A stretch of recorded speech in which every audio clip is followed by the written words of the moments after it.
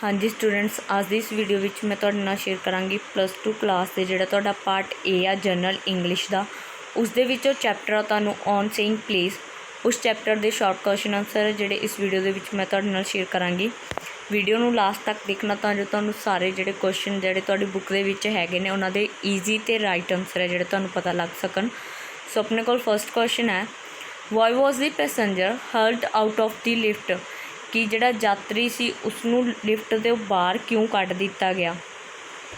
ਸੋ ਇਸ ਦਾ ਆਨਸਰ ਹੈ ਜਿਹੜਾ ਆਪਣੇ ਕੋਲ ਉਹ ਹੈ, the passenger was hurled out of the lift because he had misbehaved with the ਲਿਫਟਮੈਨ।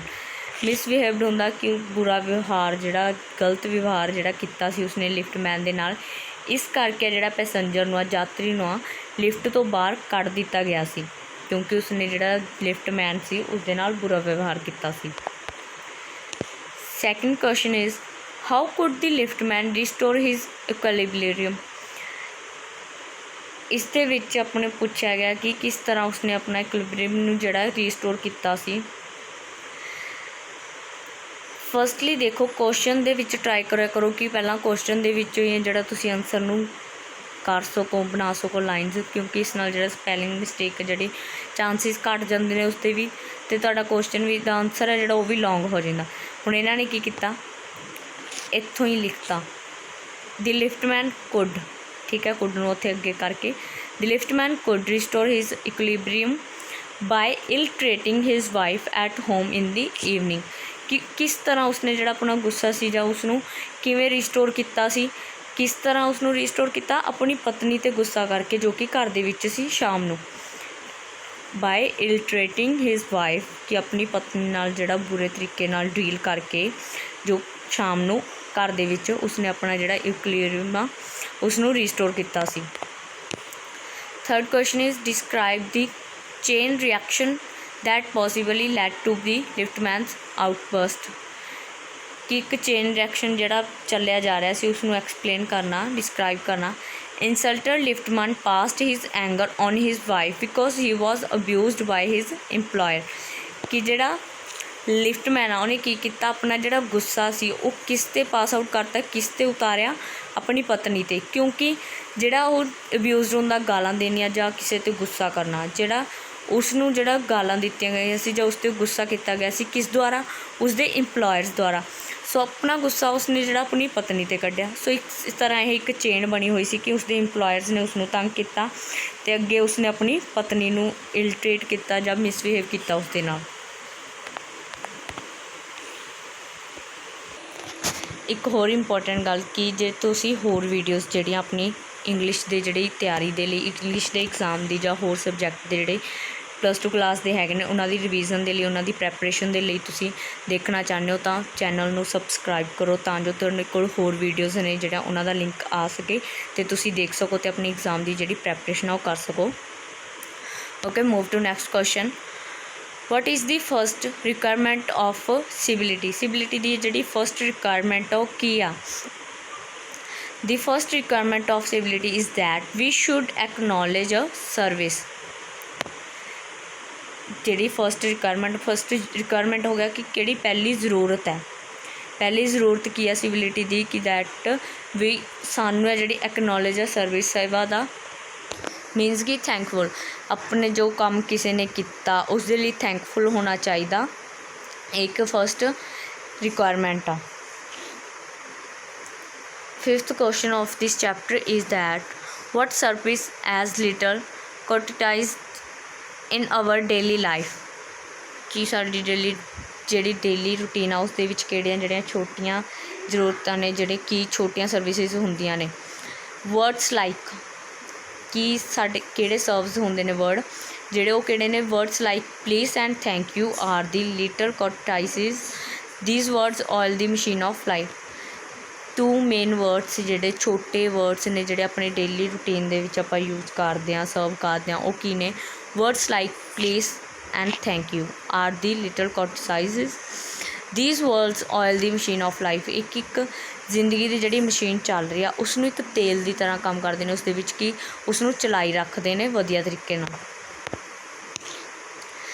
All chapter की स्टोरी तुहानूं पता ही होगी। इस तो इलावा जिहड़ी लॉन्ग क्वेश्चनस की वीडियो वो भी अपलोड की हुई है, उसनों भी जरूर देखना तां जो तुहानूं स्टोरी का जिहड़ा पता होवे। ते जदों आपां एक चैप्टर की पूरी स्टोरी आपां नूं पता होवे उस दे विचों जिहड़े शॉर्ट क्वेश्चन करने ने वो ईजी हो जाते हैं। तो शॉर्ट क्वेश्चन जो आपां नूं आउंदे ने तां लॉन्ग क्वेश्चन बनाना भी कोई औखा नहीं हुंदा, वो भी आपां ईजीली कर सकते हैं फिर उसकी हैल्प दे नाल।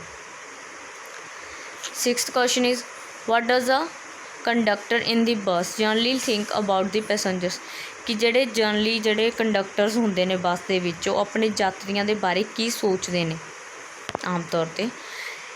ਇਸ ਦਾ ਆਨਸਰ ਹੈ ਆਪਣੇ ਕੋਲ he thought that passengers are his natural enemies whose purpose in the bus is to cheat him, ਕਿ ਉਹ ਸੋਚਦੇ ਨੇ ਨੋਰਮਲੀ ਕਿ ਜਿਹੜੇ ਯਾਤਰੀ ਨੇ ਉਹਨਾਂ ਦੀ ਬੱਸ ਦੇ ਵਿੱਚ ਉਹ ਉਹਨਾਂ ਦੀ ਇੱਕ ਨੈਚੁਰਲ ਐਨੀਮੀਜ਼ ਹੋ ਗਿਆ ਦੁਸ਼ਮਣ, ਕਿ ਉਹਨਾਂ ਦੇ ਦੁਸ਼ਮਣ ਨੇ ਜਿਨ੍ਹਾਂ ਦਾ ਪਰਪਸ ਕੀ ਆ ਉਹਨਾਂ ਨੂੰ ਚੀਟ ਕਰਨਾ।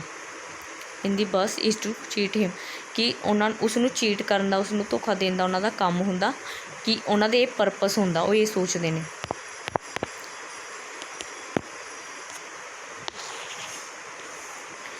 7th question why was the narrator annoyed at himself in the बस।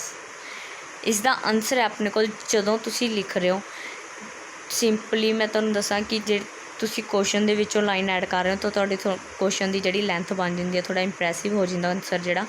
सो ट्राई करा करो क्वेश्चन दे विचों लाइन ऐड करके उसनूं थोड़ा मोटरेट करके जिहड़ा चेंज करके तुसी लिखो। जिद्दां इत्थे आ the narrator annoyed at himself in the बस, वाई का आंसर आप करांगे बिकॉज च। सो इत्थों इत्थे तक ये लाइन लिख के इत्थे उस तो बाद तुसी स्टार्ट करना बिकॉज तो। Because he found that he had no money in his pocket, कि नरेटर है जिहड़ा अनॉयड फील क्यों कर रहा सी बस दे विच, क्योंकि उसदे कोल है जिहड़ी कोई पैसा नहीं सी, अपनी जेब दे विच कोई मनी नहीं सी, इस करके। Next question is describe the glow of the pleasure that the narrator experienced, कि नरेटर का जो प्लेजर का एक्सपीरियंस सी उसनूं डिस्क्राइब करो। इसका आंसर है अपने को the narrator did not have money but the conductor gave him the ticket, कि उसका की एक्सपीरियंस रहा सी इस दौरान कि जेड़े नरेटर कोल कोई पैसा नहीं हैगा सी। The narrator did not have money, उसदे कोल कोई पैसा नहीं सी, बट पर the conductor give him the ticket, पर जिहड़े कंडक्टर ने उसनूं टिकट देती सी।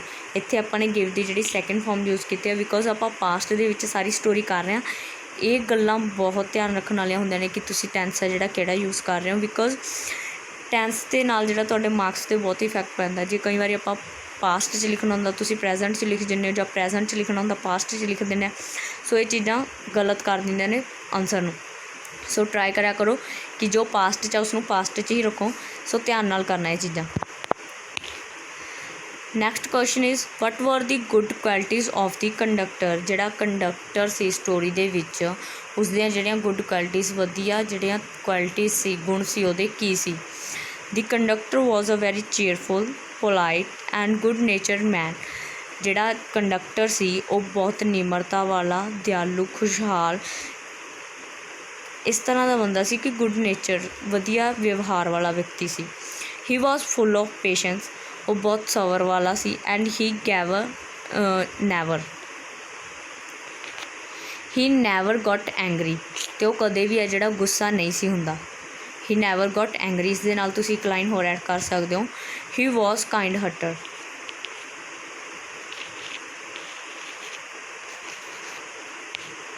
He was